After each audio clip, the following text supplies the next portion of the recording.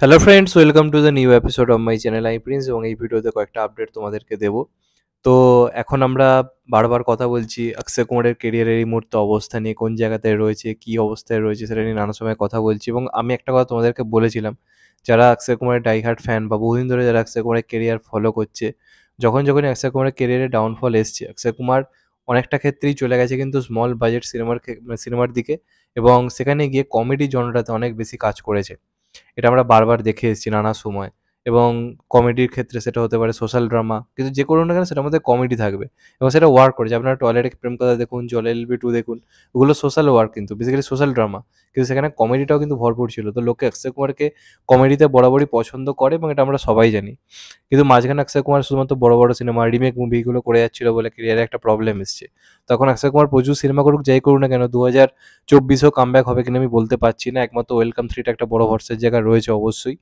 কিন্তু আমার মনে হয় কোথাও গিয়ে 2025 এবং 26 অক্ষয় কুমার স্বমহিমায় ফিরতে পারে। তার কারণ হচ্ছে অক্ষয় কুমার পুরোপুরি কমেডি জনরায় কিন্তু ফিরছে।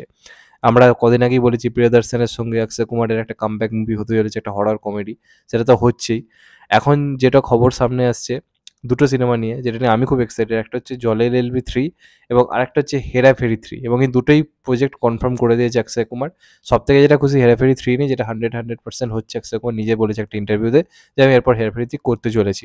তো হেরাফেরি 3 সংক্রান্ত যেটা আপডেট এসছে সেটা তোমাদেরকে আগে আগে বলে দিই। হেরাফেরি 3 অ্যানাউন্সমেন্ট একটা টিজার অলরেডি রেডি হয়েছে। বেশ কদিন আগে দেখবে অক্ষয় কুমার ওই রাজু পোজে দাঁড়িয়ে সুনীল শেট্টি এবং এর সঙ্গে দাঁড়িয়ে একটা ভিডিও শ্যুট করেছিল।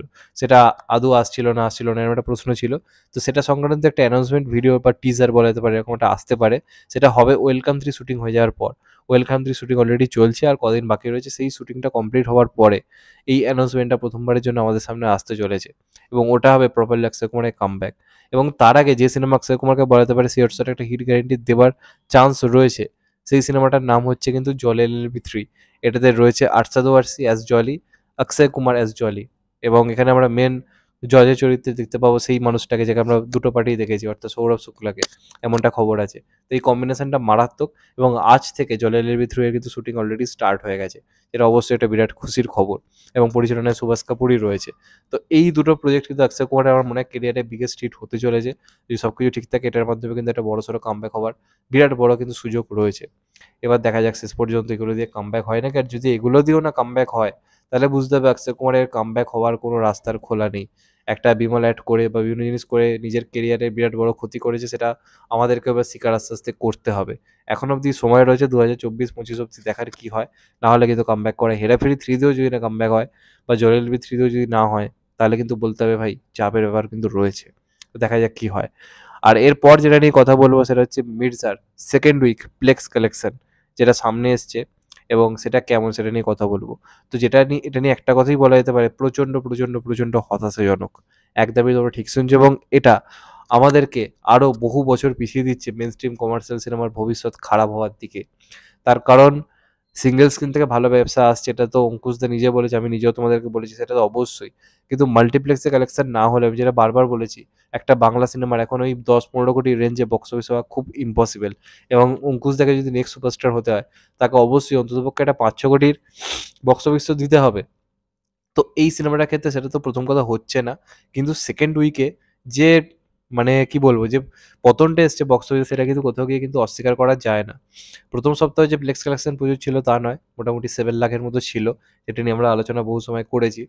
তো সেকেন্ড উইকে কিন্তু সেই জায়গায় মাত্র যেটা জানা যাচ্ছে, ন্যাশনাল প্লেক্স থেকে কালেকশন যেটুকু যা শোনা যাচ্ছে, সেটা কিন্তু একদমই আশার আলো দেখাচ্ছে না, এবং সেই কালেকশনটা হচ্ছে মাত্র 2 লাখ। হ্যাঁ, তোমরা ঠিক শুনছো।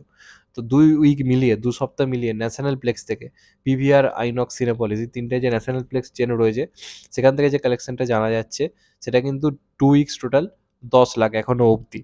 এবার যদি আমরা 7 লাখ মাল্টিপ্লেক্স প্লাস যদি সিঙ্গেল স্ক্রিন ধরে যদি বলা হয়, যে মোটামুটি 75 লাখ কালেকশন করেছে অঙ্কুশের কথা অনুযায়ী, তাই সেকেন্ড উইকে আমি ধরে নিচ্ছি গোটা বাংলা জুড়ে সিঙ্গেল স্ক্রিন সহ কালেকশনটা তো খুব বেশি হলে হয়তো হয়েছে 25 থেকে 30 লাখ, কম করে আমি বললাম। তো সেক্ষেত্রে 1 কোটি বক্স অফিস হয়তো হয়ে গেছে, কিন্তু সিনেমার বাজেট অঙ্কুশদা নিজে বলেছে অনেকটাই বেশি। তো সেক্ষেত্রে কিন্তু এখন ডিজিটাল এবং স্যাটেলাইটসই ভরসা।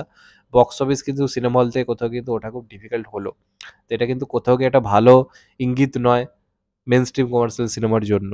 যেখানে আলাপের মতো সিনেমা, যেটা আমার ভালো লাগেনি মোটেই এবং শুধুমাত্র শহরের জন্য বানানো, সেটা কিন্তু অনায়াসে কিন্তু ন্যাশনালপ্লেক্স কালেকশন দেখা যাবে মির্জার থেকে অনেক বেটার হয়েছে।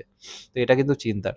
যাই হোক, তোমাদের এটা নিয়ে কি মতামত অবশ্যই কমেন্ট করে জানিও। চ্যানেলটা নতুন হলে চ্যানেলটা সাবস্ক্রাইব করে দিও and get the bell icon. ভালো থেকো সবাই, টেক কেয়ার, নমস্কার। আবার দেখা হবে কত, বাই। সবাই ভালো থেকো, সুস্থ থেকো, নমস্কার, টেক কেয়ার, আবার দেখা হবে।